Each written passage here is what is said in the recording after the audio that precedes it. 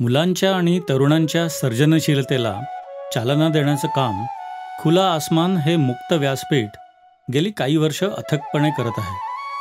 चित्रकला ही एक वैश्विक भाषा आहे हे आपण सर्वजण जाणतो. अशा या रंगांच्या सुंदर दुनियेतून जाणीवा आणि कल्पनाशक्ती साकार करण्यासाठी खुला आसमान व्हिडिओजच्या माध्यमातून नवनवीन कल्पना आपल्यासमोर आणत आहे. हॅलो, हाय, माझं नाव सुधन्वय रघुवीर पानसे. मी गेली जवळपास 20-22 वर्ष नाट्य आणि चित्रपट क्षेत्रात कार्यरत आहे. मी बऱ्याच वेगवेगळ्या डिपार्टमेंट्सला काम केलेलं आहे. ॲज अ ॲक्टर म्हणून काम केलं आहे, रायटर डिरेक्टर म्हणून काम केलं आहे, आकाशवाणीमध्ये निवेदक म्हणून पण काम केलेलं आहे. आणि जो काय माझा अनुभव आहे या क्षेत्रातला तो मला तुमच्याबरोबर शेअर करायला नक्कीच आवडेल.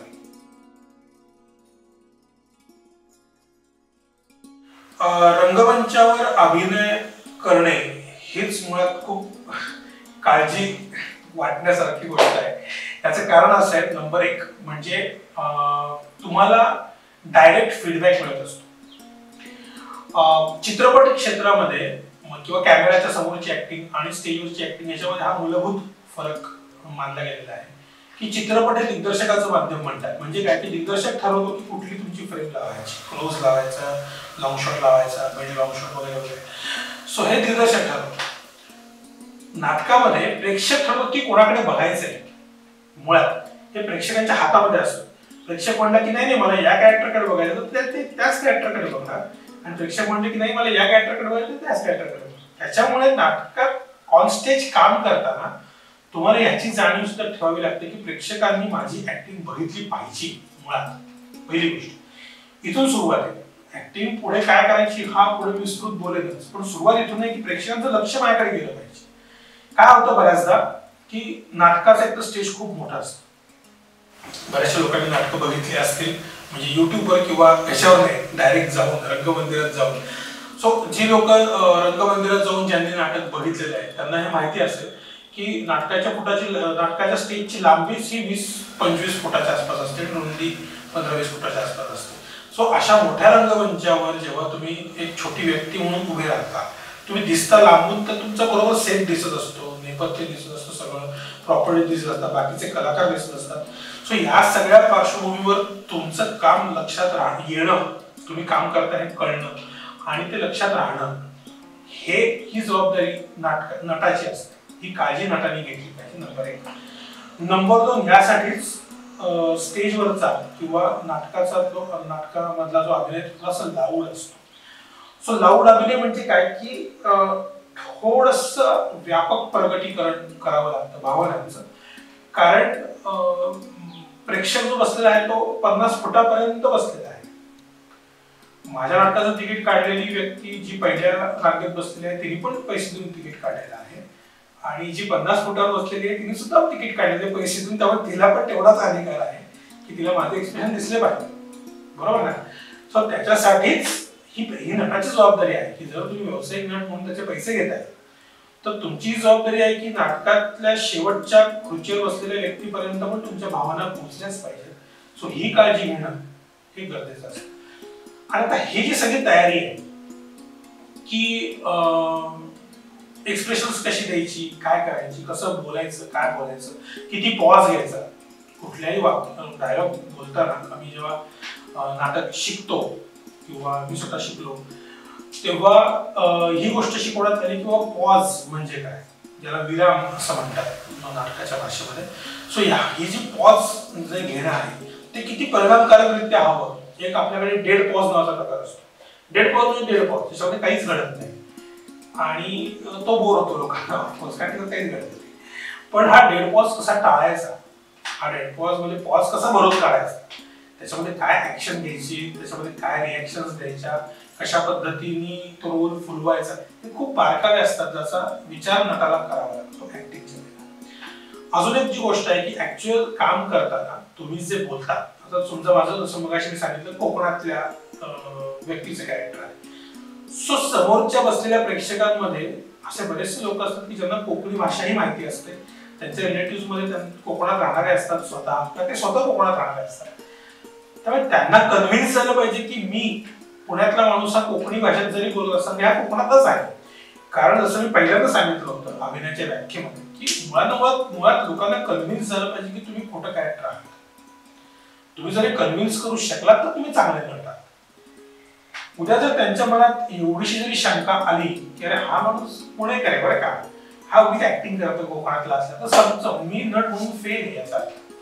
कारण काय की त्या नटाला कळलं की हा माणूस परफेक्ट डिक्शन मध्ये, हा त्याची जी व्हर्बल ऍक्टिंग आपण ज्याला म्हणू, वाचिक अभिनय असं ज्याला म्हणतात, त्याच्यामध्ये हा माणूस अतिशय परफेक्टली कन्व्हिन्स करतो की हा कोकणातला आहे, तर मग ते प्रेक्षकांना कन्व्हिन्स होणार आणि तुमचं काम होणार. सो याची काळजी नटाला घ्यावी लागते स्टेजवर काम करताना. त्यानंतर शेवटचे काही टेक्निकल गोष्टी असतात. लाईट्स मला व्यवस्थित पडतायत ना, मी लाईटच्या समोर व्यवस्थित उभा आहे ना, माझा आवाज व्यवस्थित ऐकू जातोय शेवटपर्यंत. काही शहरी थिएटर्स मध्ये माईक्स असतात, मी नाही असं म्हणत नाही, पण बरेचसे थिएटर्स असे पण आहेत महाराष्ट्रात की ज्याच्यामध्ये माईक्स तेवढे पॉवरफुल नसतात किंवा काही टेक्निकल प्रॉब्लेममुळे त्यावेळीला माईक बंद असतात. सो त्याच्यामुळे हे नटाची जबाबदारी आहे की त्याचा आवाज शेवटपर्यंत पोहोचलाच पाहिजे. काही लोक लेपल माईक वगैरे लावून पण आजकाल काम करतात, पण सगळ्या वेळेला ती संधी तुम्हाला मिळेलच असं नाही. ते लेपल माईक पण बिघडू शकतात, त्यातले सेल्स संपू शकतात किंवा प्रॉब्लेम्स येऊ शकतात, टेक्निकल प्रॉब्लेम्स खूप. सो त्यावेळेला तुम्ही असं म्हणून नाही चालत की आज माईक काम करत नाही म्हणून मी काम नाही करणार नाही, ऍक्टिंग नाही करणार नाही. कारण तुम्ही व्यावसायिक नट म्हणून तिथे उभे आहात, तर तुम्हाला याची काळजी घ्यावी लागते. तुम्हाला तुमचा आवाज तेवढ्या रेंजनी, तेवढ्या फोर्सनी पोचवावाच लागतो. सो ही एक खूप महत्वाची काळजी आहे. त्यानंतर तुमचा मेकअप हा एक विषय असतो. तुमच्यात आता बऱ्याचदा थोडंसं फनी पार्ट्स असतात, खोट्या मिशा लावाव्या लागतात, खोटी दाढी लावावी लागते. ते तुम्ही गॅदरिंग मध्ये लहान मुलांचं पण बघत असाल की त्यांची दाढी निघते, मिशी निघते किंवा इथे खोटे कल्ले लावलेले असतात ऐतिहासिक बांधकामांमध्ये, ते निघतात. सो हे सगळं होतं, हे मोठ्या लोकांबरोबर पण होतं. पण ही व्यावसायिक नटाची जबाबदारी असते किंवा ही काळजी घ्यावी लागते किंवा हे सगळं ओके आहे ना, मी जे काही मेकअप माझ्या अंगावर जे काही लावलेलं आहे मेकअप करताना ते टिकून आहे ना पूर्ण नाटकभर, का ते मध्येच कुठेतरी निघाले, त्यातला काहीतरी प्रॉब्लेम येतोय. हा एक खूप महत्वाचा विषय आहे. मेकअपचा पार्ट बोलतो म्हणून अजून एक सांगतो की मेकअप जो नाटकाच्या सुरुवातीला केलेला आहे तो नाटकाच्या शेवटापर्यंत टिकवणं ही जबाबदारी पण नटाची आहे. कारण काय होतं की एक तर आपल्याला एवढ्या लाईटची सवय नसते. आता आपण खूप नॅचरल किंवा घरगुती आपले लाईट्स वेगळे असतात, थिएटरमध्ये लाईट्स खूप वेगळे असतात. ते अंगावर तुमच्या सातत्याने पडत असतात सगळ्या बाजूंनी, त्यामुळे तुम्हाला खूप घाम होतो आणि त्या घामामध्ये तो सगळा मेकअप उतरतो. सो पहिल्या प्रवेशामधला मेकअप हा शेवटपर्यंत टिकवणं ही त्या आर्टिस्टची जबाबदारीच असते. आणि त्यावेळी तुम्ही बघितलं पण असेल, तुमच्यापैकी किती लोकांनी जर काम केलं मला माहित नाही, पण ज्या लोकांनी काम केलं व्यावसायिक लेवलला किंवा प्रेक्षक म्हणून जर तुम्ही कधी नाटक चालू असताना विंगेत गेला तर तुम्हाला तिथे कळेल की विंगेमध्ये सुद्धा काही लोक आरसे घेऊन उभे असतात. मेकअप एंट्रीच्या आधी नट सगळं चेक करतो की माझं ओके ना, बोई व्यवस्थित रंगोली आहे ना, सगळा मेकअप कुठे पॅचेस नाही आहेत ना, लिपस्टिक नीट लागली आहे ना फिमेल आर्टिस्टसाठी. सो हे सगळ्याची जबाबदारी पण ऍक्टरला ठेवावी लागते, भान ठेवावं लागतं, कॉस्ट्युमचं भान ठेवावं लागतं की माझं धोतर असेल तर धोतर, नऊवारी साडी असेल तर नऊवारी, जी शिवलेली नाही खरी नऊवारी ती, फेटा असेल तर फेटा.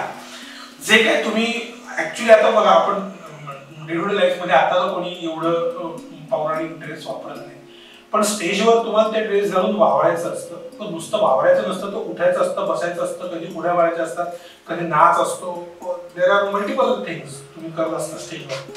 सो हे सगळं सांभाळणं, कॉस्ट्युम, हे पण जपणं नकाच काम आहे. सो तुमच्या लक्षात आलं असेल की अभिनय करणं हे फक्त वाक्य बोलणं एवढं सीमित नाहीये. बऱ्याच विविध अंगांनी तुम्हाला प्रशिक्षण घ्यावं लागतं आणि तयार स्वतःला करावं लागतं आणि मग तुम्ही व्यावसायिक नट म्हणून काम करू शकता आणि तुम्हाला त्यातलं चांगलं मानधन मिळू शकतं. पण त्यासाठी सगळी तयारी करावी लागते.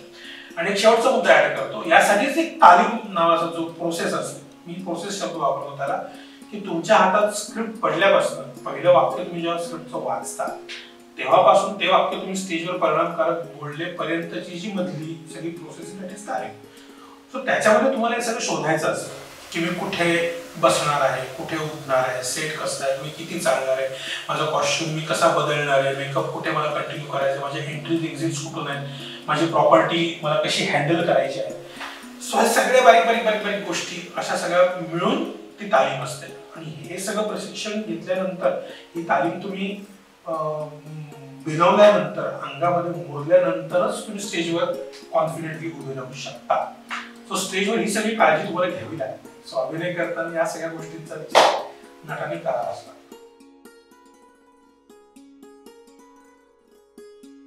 मुळात मी सांगितल्याप्रमाणे अभिनय करणं हे मुळात भावनांचं नियंत्रीकरण आपण त्याला म्हणू शकतो. की मुळात तुम्हाला तुमच्या भावना कंट्रोल करायला शिकवतो अभिनय. कारण तुम्ही जेव्हा स्टेजवर असता किंवा कॅमेरा समोर असता तेव्हा योग्य पद्धतीने भावना प्रकट करायला जमणं हे गरजेचं आहे. तसंच रोजच्या आयुष्यामध्ये आपण वेगवेगळ्या जबाबदाऱ्या पार पाडत असतो. तुम्ही जसं मी मगाशी म्हणलो की आईचं उदाहरण दिलं होतं, तसंच कुठलीही व्यक्ती, एक मित्र असते, एक वडील असते, कोणाचा तरी मुलगा असते, त्याच वेळेला तिचं प्रोफेशनल लाईफ पण असतं. मे बी टीचर असेल, बँकेत काम करणार असेल, IT सेक्टरमध्ये असेल, अजून काही असेल. सो या प्रत्येक ठिकाणी कुठे ना कुठेतरी एक सेट ऑफ इमोशन्स तुमचा असावा लागतो. म्हणजे तुम्ही कामाच्या ठिकाणी जास्त चिडून चालत नाही. तुम्हाला माहिती असेलच की तुम्ही जेव्हा टीचर म्हणून काम करता किंवा बँकेत काम करता, तिथे पण माणसं असतात, तुम्ही त्यांच्याबरोबर इंटरॅक्ट करत असता. सो समोरच्या माणसाचा मूड मे बी चुकीचा असेल किंवा काही चुकीची घटना घडली तुमच्या प्रोफेशनल लाईफमध्ये, सो तुम्हाला तुमचा राग आवरावा लागतो, नियंत्रण करावं लागतं त्या भावनेवर. सो ह्याचं शिक्षण अभिनयातून मिळतं. हे मी स्वतः अनुभवलेलं आहे. म्हणजे मी अभिनय करता करता जेव्हा बाकीच्या काही क्षेत्रात थोडंफार काम केलं तेव्हा मला हे जाणवलं की मला त्याचा खूप फायदा होतो. किंवा कधी कधी असं होतं की आपल्या पर्सनल आयुष्यामध्ये खूप दुःखद घटना घडते. कोणीतरी जवळची व्यक्ती जाते किंवा हॉस्पिटलायझेशन असतं घरातल्या कुठेतरी व्यक्तीचं आणि खूप सिरियस वातावरण घरामध्ये असतं. पण त्या सगळ्या वातावरणात सुद्धा तुम्हाला तुमचं जॉब करावाच लागतो किंवा तुमच्या कामाच्या ठिकाणी जाऊन तुम्हाला तिथं तुमचं त्याच लेवलचं काम करावं लागतं किंवा त्याच ॲक्युरसीने काम करावं लागतं. सो हे जे नियंत्रण, हे जे बॅलन्सिंग आहे, ज्याला आजकालच्या काळामध्ये वर्क लाईफ बॅलन्स पण म्हणतात बरेचसे लोक. सो त्याच्यामध्ये हा प्रकार मोडतो की जेव्हा तुमच्या घरी अतिशय सिरियस वातावरण किंवा दुःखद वातावरण असतं पण तेव्हाही तुम्हाला जाऊन तेवढ्याच ताकदीनं काम करावं लागतं. तिथं अभिनय मध्ये खूप मोठा रोल प्ले करतो. कारण यू हॅव टू, त्या इमोशन्स तुम्हाला त्या बाजूला कराव्याच लागतात. You have to overcome that.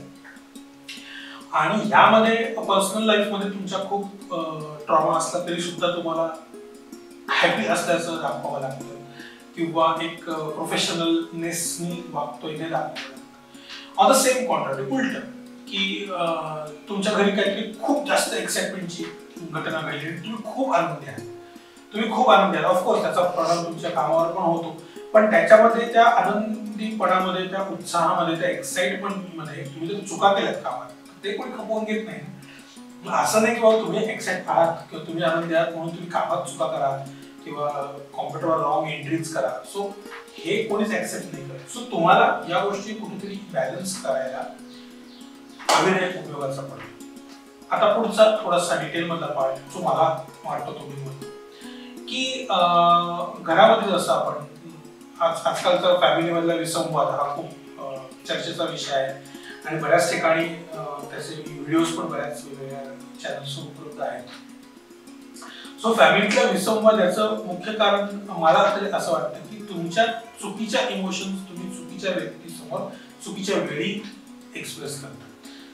म्हणजे काय होतं की समोरची व्यक्ती काहीतरी वेगळ्या विचारात असते किंवा वेगळ्या काहीतरी त्याच्या थॉट प्रोसेसमध्ये काहीतरी चालू असतं आणि तुम्ही अचानक काहीतरी त्याच्यासमोर प्रेझेंट करता, त्यामुळे ती व्यक्ती डिस्टर्ब होते. मग ती व्यक्ती डिस्टर्ब झाली की ती काहीतरी चुकीचं बोलते की तुम्ही डिस्टर्ब होता. मग तुम्ही लोक डिस्टर्ब झाल्यानंतर मग बाकीचे पण लोकांचे रिएक्शन्स, हे सगळं जे चक्र घडत जातं. ह्या सगळ्याच्या मध्ये जर तुम्ही ऍक्टिंग हा पार्ट टाकला तर हे सगळं बऱ्यापैकी नॉर्मलाइज व्हायला त्याची मदत होते. आणि हे मी माझ्या मित्रांच्या बरोबर पण बऱ्याचदा बोललेलो आहे, माझ्या सर्कलमध्ये, माझ्या फ्रेंड्समध्ये. त्यांना पण याचा खूप फायदा झाला की नाही बाबा थोडीशी ऍक्टिंग करावी लागते की बाबा you have to be presentable at all the times. असं नाही की बाबा तुम्ही कामावर दमून आलाय, तुम्ही कामावर चिडून आलाय, तुमच्या बॉसवर चिडून आलाय किंवा कलिगवर चिडून आलाय म्हणून तुम्ही घरी मुलांवर चिडचिड करायची बायकोवर चिडचिड करायची, आई वडिलांवर चिडचिड करायची. So no, so you have to cut that emotion. याच्याबद्दल माझा एक ऑब्झर्वेशन सांगतो. आमच्या थिएटरमध्ये, थिएटर लाईनमध्ये एक स्विच ऑन स्विच ऑफ नावाची कन्सेप्ट आहे. म्हणजे काय, थिएटरमध्ये ज्यांनी काम केलं त्यांना माहिती असेल की स्टेज असतं, राईट, त्याला विंग्स असतं, बरोबर. सो विंग्सच्या आतमधलं जग म्हणजे थिएटरचं जग असतं ते, आणि विंग्सच्या बाहेरचं जग, अशी दोन वेगळी जगं मानली गेलेली आहेत. सो जेव्हा तुम्ही विंग्स मध्ये असता तेव्हा तुम्ही असता, बरोबर. आणि जेव्हा तुम्ही स्टेजच्या आतमध्ये एंट्री घेता तेव्हा तुम्ही ते कॅरेक्टर म्हणून एंट्री घेता. So that is a switch on off that character and that is a switch off of that character जेव्हा तुम्ही त्या विंगेतनं बाहेर एक्झिट करता. सो ही जी कन्सेप्ट आहे ही डेली लाईफ मध्ये इतकी उपयोगाची तुम्हाला मी सांगतो. कारण काय होतं की तुम्ही ऑफिसमध्ये एक कलिगशी बोलता किंवा तुम्ही प्रोफेशनल लेवलला चिडलेले असता, पण तुमचं घर तुमचं ऑफिस नाहीये. त्यामुळे you have to switch off that office mode. जसं आपण मोबाईलचं मोड बदलतो ना, सायलेंट मोड, हे मोड ते मोड, सो तसं तुम्हाला ऑफिसचा मोड हा स्विच ऑफ करावा लागतो आणि होमचा जो मोड आहे, जो काही तुमचं त्याच्यामधलं कॉन्ट्रीब्युशन आहे, तो मोड तुम्हाला ऑन करावा लागतो. सो हे नाटकाच्या प्रशिक्षणाने इतकं चांगलं जमलं आणि हे करावंच लागतं. जर हे नाही केलं तर खूप विसंवाद होतात, वादावाद्या होतात. हे सगळं मी बघितलेलं आहे. म्हणजे मी सगळं खूप जवळ माझ्या मित्रांच्या, काही जवळच्या माझ्या रिलेटिव्ह सगळे पण बघितलेलं आहे. पण जेव्हा हे आम्ही डिस्कस केलं तर त्यांना हे पटलं की नाही, हे बरोबर आहे. ऑन द सेम, जसं मगाशी म्हटलं तसं की तुम्ही मे बी घरच्या काही कुठल्या गोष्टीमुळे चिंतित असाल, सो ते तुम्हाला स्विच ऑफ करून ऑफिसमध्ये जावं लागतं. किंवा ऑफिसमध्ये गेल्यानंतर तुम्ही घरचा विचार करून नाही चालत. आज बऱ्याचदा असं होतं, आजकाल बऱ्याचशा नवीन तरुण जे लोक असतात ना की ते बसलेले असतात एका ठिकाणी, त्यांचा विचार चालू असतो चौथीकडेच आणि काम काहीतरी तिसरंच करत असतं. त्याच्यामुळे इतकं ते कन्फ्युजन सगळं, ते कामात पण दिसतं, ते पण हॅपी नसतात, everything is messed up. So हे सगळं मेसअप जो प्रकार आहे हा सगळा बंद करण्यासाठी किंवा कमी करण्यासाठी राहतं. हे स्विच ऑन स्विच ऑफ जे आम्हाला थिएटरमध्ये शिकवलेलं आहे इतके वर्ष, तेच जर तुम्ही हळूहळू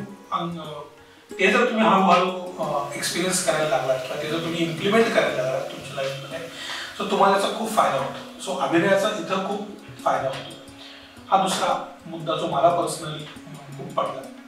तिसरा जो सायकोलॉजिकल, जो मी आधी पण सांगितलं होतं की जशी सायकोलॉजिकल डेफिनेशन ऍक्टिंगची एक असते, तसंच हा पण एक सायकोलॉजिकल मुद्दा आहे की तुम्ही तुमच्या आजूबाजूच्या समाजामध्ये कशा पद्धतीने एक्स्ट्रोवर्ट आणि इंट्रोवर्ट, तुम्हाला ही कन्सेप्ट माहिती असेल बऱ्याच लोकांना.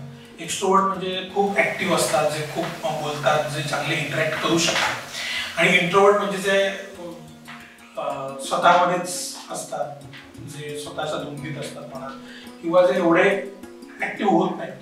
सो ह्याच्यामध्ये बॅलन्स करण्यासाठी तुम्हाला ऍक्टिंगचा खूप फायदा होतो. मी स्वतः बऱ्याचदा इंट्रोवर्ट होतो. म्हणजे माझं मी वैयक्तिक उदाहरण देईन, कारण मी स्वतः एकटाच मुलगा आहे, मला कोणी भावंड नाही, सक्क भावंड नाही.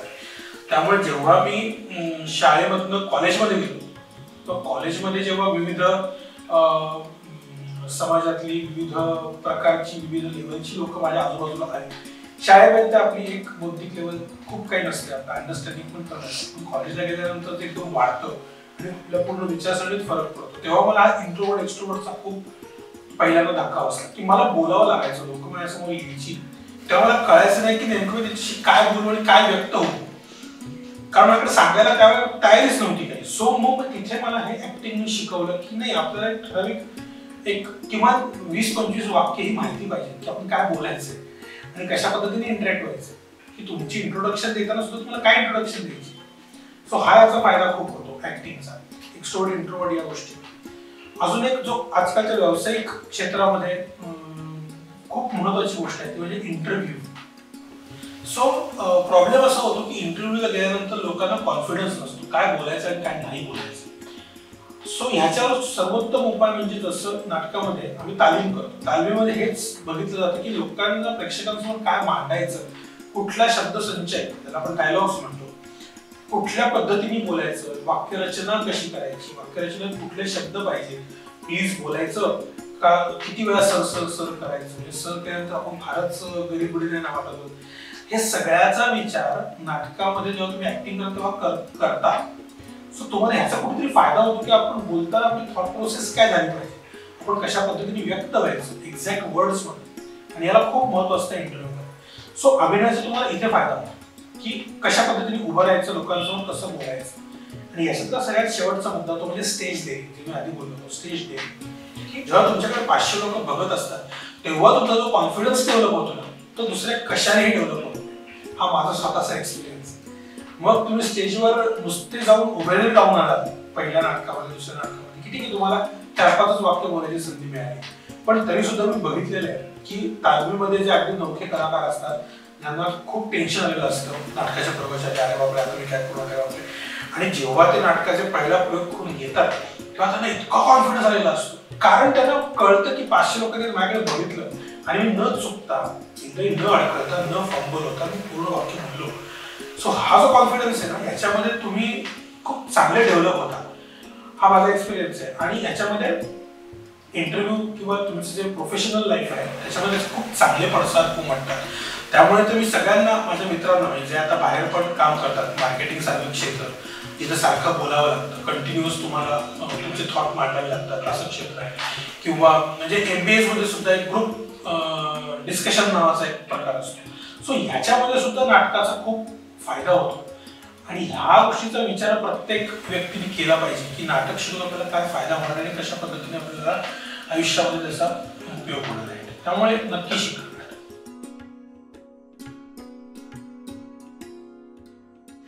सो नाटकात गेली काही वर्ष काम करताना मला काही खूप लाईफ चेंजिंग अनुभव आले. त्यातले काही अनुभव मी आज तुम्हाला सांगतो. पहिला अनुभव असा सांगतो की भालचंद्र पानसे नावाचे खूप मोठे डिरेक्टर आहेत, ज्यांच्याबरोबर मला काम करायची संधी मिळाली. अगदी मी लहान असताना त्यांनी मला शिकवलं कसं उभं राहायचं, कसं बोलायचं, कशा पद्धतीने नाटकाचा अभ्यास करायचा.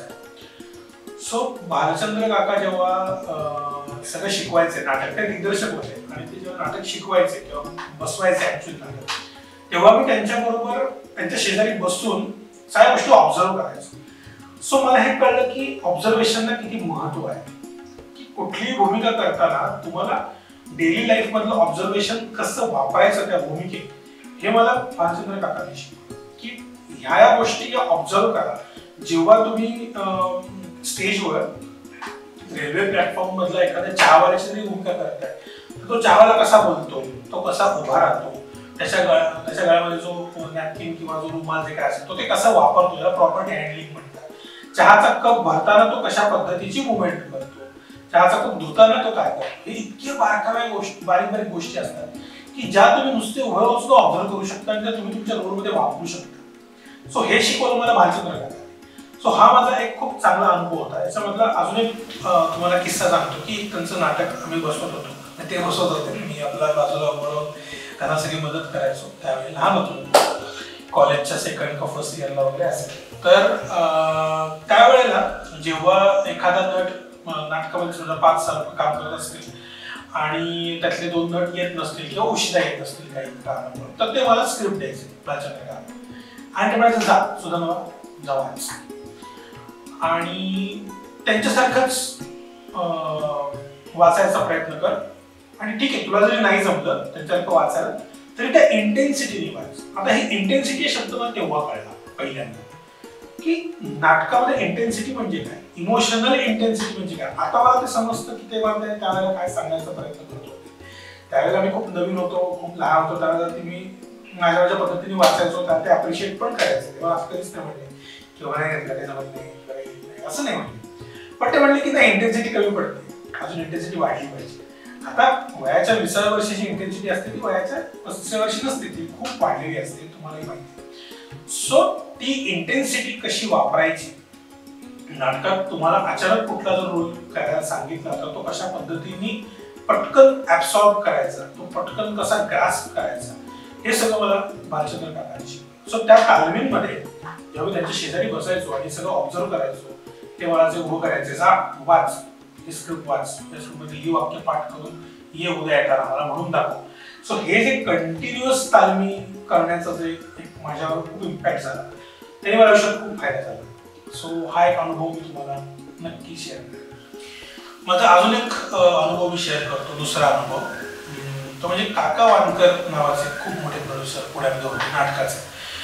ज्यांना ही कन्सेप्ट माहिती आहे त्यांना थोडक्यात समजावून सांगतो. प्रोड्युसर म्हणजे नाटक जे घडवतात, डिरेक्टर नाही. डिरेक्टर म्हणजे नाटक बसवणारे, जे नाटक दिग्दर्शन करतात ते डिरेक्टर.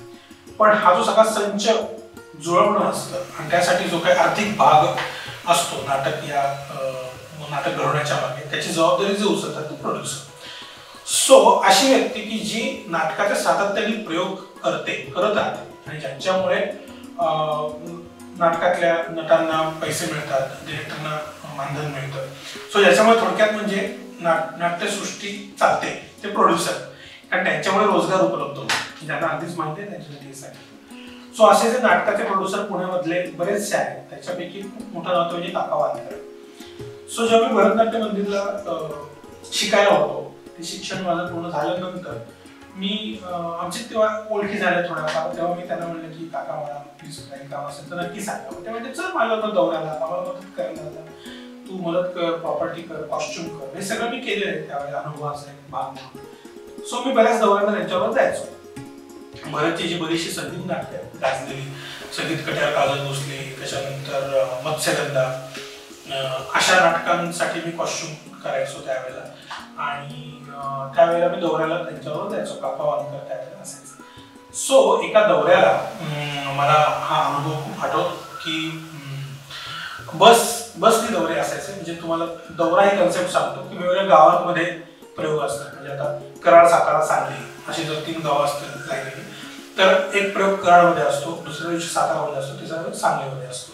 सो हे दिवसाला लागून प्रयोग असतात, राईट. एक्झाम्पल 3 दिवशी 3 प्रयोग. सो त्यासाठी गाडी पुण्यावरून निघते. समजा 1 तारखेला गाडी निघाली तर 2 तारखेला पहिला प्रयोग, 3 तारखेला पुढचा प्रयोग, 4 तारखेला त्याच्या पुढचा प्रयोग आणि नंतर पुण्याला परत, असं साधारण त्याचं स्ट्रक्चर असतं. सो या सगळ्या स्ट्रक्चरमध्ये एक बस असते, ठीक आहे, ज्याच्या बस तुम्ही बघितली पण असेल बऱ्याचदा, नाटकाची स्पेसिफिक बस असते.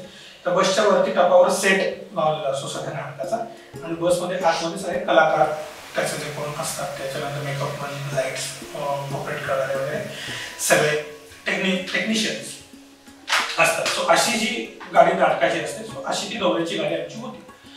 आणि त्यावेळेला काय झालं की नाटकाचे हे दौरा हा चालू असताना त्याच्यापैकी एक जे कलाकार होते, चांगले ज्येष्ठ कलाकार, सो त्यांच्या बरोबर काही लोक पण ऍड झाले त्या दौऱ्यामध्ये. आता विषय असा झाला की सीटची संख्या कमी होती, त्यामुळे थोडंसं इतर कलाकारांना थोडंसं कमी हे व्हायला लागलं, जागा मिळायला लागली, थोडंसं अस्वस्थ व्हायला लागले. तर हे जे काका वानकर ते प्रोड्युसर होते, सो त्यांनी ते काय म्हटले की ठीक आहे, तुम्ही सगळे बसा, मी उभा राहतो आणि तुम्हाला खोटं वाटेल की तो माणूस बसमधून प्रवास करताना जवळपास पूर्ण प्रवासभर 8 ते 10 तास उभा होता बसमध्ये. जो प्रोड्युसर होता, जो नाटकाचा प्रोड्युसर, म्हणजे विचार करा की जो आज प्रयोग लावतो, जे खूप मोठे मोठे आर्थिक गणित सांभाळतात, पण केवळ नाटकातल्या नटांना, जो अगदी छोट्यात छोटा नट का असेना, जो अगदी कॉस्ट्युम किंवा मेकअप करणारा माणूस का असेना, पण त्यांचा कम्फर्ट डिस्टर्ब होऊ नये, त्यांनी उद्या प्रयोगामध्ये खूप चांगल्या रीतीने काम करावं, त्यांनी नाटकाचा प्रयोग चांगला करावा, म्हणून तो माणूस स्वतः उभा होता. 8-10 तास तो माणूस प्रवास उभा होता आणि तो फक्त एवढंच म्हणत होता, नाही तुम्ही प्रयोग चांगला करा, तुम्ही काही करू नका, तुम्ही फक्त प्रयोग चांगला करा, बस. सो हा अनुभव माझ्यासाठी इतका, तसं म्हटलं गेलं तरी खूप सारी घटना आहे, खूप लोकांकडे की इतका अनुभव, पण नाही माझ्यासाठी का होता, कारण याच्यामध्ये मला असे काका वानकर दिसले, ती व्यक्ती अशी दिसली की जी नाटकासाठी स्वतःचा सगळा कम्फर्ट झोन बाजूला ठेवून, सगळ्या पद्धतीचे स्वतःचे लाड म्हणतात ते बाजूला ठेवून, ते नाटकाचे प्रोड्युसर आहेत, ते उद्या स्पेशल गाडी करू शकले असते, ते काय म्हणतात त्याला विमानाने पण जाऊ शकले असते, वाटते त्यांच्याकडे भरपूर ऑप्शन्स होते, पण नाही, त्यांनी नाटकाचा त्या सगळ्या खर्चामध्ये नाटकाचा अजून एक प्रयोग होईल, नाटक चांगलं होईल, या सगळ्याचा विचार करून तो माणूस स्वतः त्रास घेऊन उभा राहिला. यातनं मला खूप शिकायला मिळालं की नाही, नाटकाचा प्रोड्युसर म्हणून पण सोपी गोष्ट नाही, नाटकाची आर्थिक व्यावसायिक गणितही खूप मोठी असतात. सो त्याच्यामुळे तो एक विषय वेगळा आहे आपला, पण हे मला शिकायला मिळालं या अनुभवाने की नाटकाचा प्रोड्युसर खूप जबाबदारीचा माणूस असतो आणि तो खूप सॅक्रिफाईस गोष्टी करत असतो. माझा तिसरा अनुभव सांगतो ज्यांनी मला खूप शिकवलं. रायगडाला जेव्हा जाग येते, मगाशी मी उल्लेख केला त्या नाटकाचा, तर त्याचे जे प्रोड्युसर होते, म्हणजे काम करायचे विजय देशमुख काका, सो त्यांची ही संस्था होती, त्याच्या थ्रू पण असे दौरे व्हायचे वेगवेगळ्या नाटकाचे, सॉरी रायगडाला जेव्हा जाग येते नाटकाचे वेगवेगळ्या ठिकाणी बरेच दौरे व्हायचे. सो अशाच एका दौऱ्यामध्ये आमच्या कोकणामध्ये प्रयोग होता. आता गंमत अशी होती की तिथे जिथे प्रयोग होता तो हॉल होता. बऱ्याचशा लोकांना या गोष्टी माहीत नसतील, पण अजूनही महाराष्ट्रामध्ये बऱ्याचशा ठिकाणी चांगली नाट्यगृह नाही आहेत आणि अजूनही आपण म्हणतो 2023 खूप प्रगती झाली वगैरे, पण अजूनही खूप वाईट अवस्था आहे नाट्यगृहांची. बाहेरच्या गावात म्हणजे पुणे, मुंबई, ठाणे सारख्या ठिकाणी सुद्धा चांगली नाट्यगृह मिळत नाही. तर बाहेरच्या ठिकाणी तर मी आता जास्त काही बोलत नाही. त्यावेळेचा जो माझा अनुभव आहे तो असा आहे की त्यावेळेचं जे नाट्यगृह होतं ते मुळातच खूप छोटं होतं आणि त्याच्यामध्ये खूपच म्हणजे सेटच मावत नव्हता आमच्या नाटकाचा. सो प्रॉब्लेम असं झाला की सेट लावायला सुरुवात झाली. कसा होता, 5 वाजता संध्याकाळी प्रयोग होता, 5-5:30 वाजता प्रयोग होता आणि सेट लावायला सुरुवात झाली. तर त्यांच्या लक्षात आलं की सेट काय लागत नाही, सेट बसतच नाही नाटकाचं. मग नाटक करणार कसं, कारण स्टेजवर रायगडा जेव्हा जागे त्यामध्ये किमान 7 ते 8 कॅरेक्टर्स आहेत काही सीनला स्टेजवर. मग ती मावणार कशी, स्टेजच लहान असेल, खूपच जावं असते. तर मग त्यांनी निर्णय घेतला काकांनी की आपण बाहेर त्याचं मोठं पटांगण होतं, तुझ्या पटांगणामध्ये प्रॉपर मांडव टाकू आणि मांडव टाकून आपण नाटकाचा सेट बीट लावला. झालं सगळं, सेट बीट लागला. किती वाजता, साधारण 3:30-4 वाजता सुरुवात झाली सेट लावायला. तासाभरात सेट लागला, 5च्या आसपास होतं आणि लोक यायला लागले. आता ओके, आता नाटकाचा प्रयोग म्हणा सगळं सुरू झालं वगैरे. आणि दुर्दैवाने त्या दिवशी पावसाळ्यातला खूप मोठा दिवस होता, म्हणजे पाऊस खूप पडला त्या दिवशी आणि झालं नाटक सुरुवात झाली आणि पाऊस पडायला सुरुवात झाली, दोन्ही ऑलमोस्ट एकाच वेळेला. पण तोपर्यंत सगळी लोक बसली होती. आता मांडवाची आणि पावसाचं व्यवस्थापन काय असेल हे सांगायची गरज नाही. गळायला लागलं बऱ्यापैकी, लोक पण अस्वस्थ व्हायला लागली. एवढंच नाही, स्टेज पण गळायला लागलं, स्टेजवर पाणी पडायला लागलं. सो संयोजकांनी ठरवलं की काय आता करायचं काय. तर त्यांनी प्रयोग थांबवला. संयोजकांनी ते म्हणले की काय तुम्ही असं करता, आता हे झालं, हे करा, तुम्हीच निर्णय घेतला पाहिजे. तर म्हणले बघू आपण काय म्हणते पावसाचं काय म्हणतं. तर आम्हाला तर सगळे, आम्ही जे कलाकार होतो छोटे मोठे, आम्हाला असं वाटलं की आता काय प्रयोग कॅन्सल होणार तर परत जायचं. पण आता काय पाऊस इतका पडतो, थांबतच नाही पाऊस. 1 तास झाला पाऊस चालूच आणि मुसळधार पाऊस, प्रॉपर पाऊस. सगळे आपली लोक त्या आडोशाला उभी राहिलेली, कोणी जागा केली, कोणी इकडे तिकडे. प्रेक्षक सुद्धा असेच कुठेतरी पांगलेले, पावसाचे सगळे थांबण्याची वाट बघतात. सो ह्या याच्यामध्ये काका म्हणले की नाही, आपण प्रयोग नाही कॅन्सल करायचा. संयोजक पण म्हणत होते की आपण प्रयोग कॅन्सल करूया, तुमचे जे काय असेल ते मानधन आपण देऊ, ऍडजस्ट करू, थोडंफार तुम्ही ऍडजस्ट करा. ते म्हणजे नाही, प्रयोग होणार, नाटकाचा प्रयोग होणार. कसा, ते म्हटले की आपण सगळा सेट आतमध्ये शिफ्ट करू परत एकदा. सो परत एकदा सगळे आम्ही लोक कामाला लागलो. म्हणजे मी तेव्हा सेटला नव्हतो, तुमची बरीचशी लोक होती, पण मी प्रॉपर्टी आणि हे सुद्धा आम्ही सगळ्यांनीच मदत केली. कारण ती वेळ अशी होती की आपण फक्त मोठे ऍक्टर, आपण फक्त अभिनय करायला आलोय आणि याच्यात अडकून नाही चालत अशा वेळेला. सो आम्ही सगळ्यांनी मदत केली. आमच्याबरोबर जे मोठे आर्टिस्ट होते त्यांनी पण मदत केली आणि आम्ही सगळा सेट आतमधल्या छोट्या जागेमध्ये कसा बसा बसवला. कारण ती गरज होती त्यावेळेची, त्या क्षणाची. आणि पुढच्या तासाभरामध्ये परत अख्खा सेट आतमध्ये आम्ही घेऊन गेलो, अख्खा सेट लावला आणि त्याच्या पुढच्या तासा, म्हणजे जो 5ला प्रयोग सुरू होणार तो रात्री 8:30ला सुरू झाला. परत एकदा पहिल्यापासून प्रेक्षक सगळे येऊन बसले आतमध्ये आणि नाटकाचा प्रयोग पूर्ण वेळ झाला, पूर्ण वेळ. आणि विदाऊट एनी प्रॉब्लेम. बाहेर पाऊस चालूच होता पण आपलं नाटक पण चालू. सो सांगायचा मुद्दा काय, तो माझा अनुभव इतका विशेष लक्षात राहिला की नाही, तुम्ही एकदा कमिटमेंट दिली की आम्ही नाटक करू म्हणजे करू, म्हणजे कुठेही करू, कुठल्याही अवस्थेत करू, कसंही करू, पण नाटकाचा प्रयोग, शो मस्ट गो ऑन, हे वाक्य आपण खूप ठिकाणी वाचतो आणि ऐकतो. हे मी त्या दिवशी अनुभवलं आणि हे सगळं मला विजय काकांकडनं बघायला मिळालं, शिकायला मिळालं.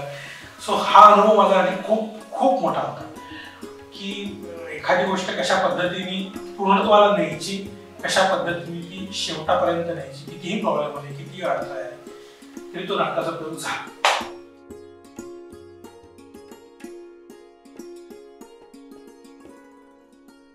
सो मी कोर्सेसची नावं सांगतो किंवा कोर्सेस कुठले कुठले होतात ते सांगतो की काही कोर्सेस आहेत ते गव्हर्नमेंटचे आहेत किंवा मोठ्या मोठ्या शैक्षणिक संस्थांचे आहेत. त्यातले महत्त्वाचे कोर्सेस म्हणजे सावित्रीबाई फुले महाविद्यापीठाचा कोर्स आहे BA आणि MA नाटकातला. त्याच्यानंतर मुंबई युनिव्हर्सिटीचा कोर्स आहे की जो तुम्ही मुंबईतनं पण पूर्ण करू शकता आणि तो 3 वर्षाचा 5 वर्षाचा असेल तर मोठे मोठे कोर्सेस आहेत. त्याच्यात तुम्हाला पूर्ण नाट्य क्षेत्रातली सगळी माहिती दिली जाते. वेगवेगळे जे नाटकामधले वेगवेगळे प्रवाह आहेत, जागतिक दर्जाचे जे कोण नाटककार होते, ब्रेख्ट, स्टॅनिस्लावस्की, शेक्सपियर, अशा मोठ्या मोठ्या लोकांचा नाटकाबद्दलचा दृष्टिकोन त्याचा तुम्हाला अभ्यास करायला मिळतो. त्याच्यानंतर भारतीय नाटकाचा पण जो इतिहास आहे, आपल्याकडे भरत मुनींचा नाट्यशास्त्र ग्रंथ जो प्रमाण मानलेला आहे, सो त्याच्याबद्दलचा पण बराचसा अभ्यास तुम्हाला करायला मिळतो. आपल्याकडे जे थोर नाटककार होऊन गेले, तेंडुलकर, कानेटकर, बरेचसे मोठे मोठे लेखक, दिग्दर्शक, विजय मेहता वगैरे इतक्या छान मोठ्या मोठ्या लोकांचा नाटकाबद्दलचा अभ्यास, त्यांचं नाटकाबद्दलचा दृष्टिकोन, त्यांनी बसवलेली नाटकं, त्याचे व्हिडिओज, हे सगळं तुम्हाला बघायला मिळते अशा कोर्सेसमध्ये. सो असे काही गव्हर्नमेंटचे कोर्सेस आहेत. दुसरे जे आहेत ते प्रायव्हेट इन्स्टिट्यूट, जे कोर्सेस चांगले मानले गेलेले आहेत आणि जे बरेच वर्ष कार्यरत आहेत. सो त्यातला पहिला कोर्स आहे तो म्हणजे पुणे आणि मुंबईमध्ये जो होतो, स्मिता तळवळकर आणि सुलेखा तळवळकर यांनी सुरू केलेला अस्मिता चित्र अकॅडमी नावाची एक मोठी इन्स्टिट्यूट आहे. त्यांचा पण ऍक्टिंगचा कोर्स आहे 6 महिन्याचा. सो तो एक कोर्स आहे. त्याच्यानंतर भरतनाट्य मंदिरचा कोर्स आहे, मगाशी म्हणल्याप्रमाणे भरतनाट्य संशोधन मंदिर पुणे यांचा 1 वर्षाचा कोर्स आहे. त्याच्यानंतर पुण्यातलाच MES college of progressive arts असं एक कॉलेज, त्यांचा पण एक कोर्स आहे. असे मराठीतल्या नाटकाचे काही कोर्सेस आहेत. अजून जर तुम्हाला प्रोफेशनल म्हणण्यापेक्षा करिअर ओरिएंटेड मुंबईतलेच करायचे असतील तर अनुपम खेर यांचा कोर्स आहे, ऍक्टर प्रिपेअर्स असं नाव. सो तुम्ही नेटवर सर्च केलं तर तुम्हाला भरपूर चांगले चांगले कोर्सेस मिळतील. माझा याच्यावरचा एक पॉइंट ऑफ व्ह्यू असा आहे की कोर्सेस करण्याबरोबरच तुमची जी आंतरिक इच्छा जी आहे की या क्षेत्रात काम करण्याची, ती धडपड हेच तुम्हाला पुढे घेऊन जाते. सो त्याच्यामुळे कोर्सेस तुम्ही कराच जे तुम्हाला योग्य वाटेल ते, पण त्याच्याबरोबर तुमची इच्छाही गरजेची आहे की मला या क्षेत्रात काहीतरी करून दाखवायचंच आहे आणि करायचंच आहे. ही तुमची इच्छा जोपर्यंत प्रबळ होत नाही तोपर्यंत तुम्ही यशस्वी ऍक्टर म्हणून काम करू शकता. सो तुम्हाला या गोष्टीचाही नक्कीच विचार केला पाहिजे.